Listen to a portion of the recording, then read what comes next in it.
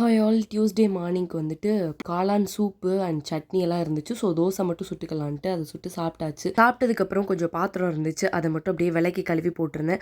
பாப்பா வீடு ஃபுல்லும் பொம்மையை செதறி அங்கேயும் எங்கேயும் போட்டுப்பா, அதனால நிறைய பொம்மையை எடுத்து ஒளிச்சு வச்சாச்சு. எங்கே போகணுன்னாலும் இப்போ பொம்மை வாங்கி கொடுக்கணுங்கிற ஆசையே இல்லாமல் போச்சு. இப்படி வாங்கி கொடுக்கறதுனாலும் கொஞ்சம் நம்மளால எந்த பொம்மையை பிறக்கி எடுத்து வைக்க முடியுதோ அவ்வளோ கொஞ்சம் பெரிய பொம்மையாக வாங்கி கொடுக்கலாம் அப்படிங்கிற மாதிரி பெரிய பொம்மையாக தான் வாங்கி கொடுக்குறேன். நியூ மாமிஸ்லாம் புதுசு புதுசாக ஆசைப்பட்டு நிறைய பொம்மை வாங்காதீங்க. மெயினாக இந்த பில்டிங் பிளாக்ஸ் வாங்காதீங்க. ஏன்னா அங்கேயும் இங்கேயும் செதறி அது வந்துட்டு மிதிச்சு நம்ம சம்டைம்ஸ் கீழே விழுகிற மாதிரி ஆயிருது. வீடை கூட்டி அடுப்பெல்லாம் தொடச்சு விட்டுட்டு அதுக்கப்புறம் சாதம் வச்சு விட்டுட்டேன் மத்தியானத்துக்கு.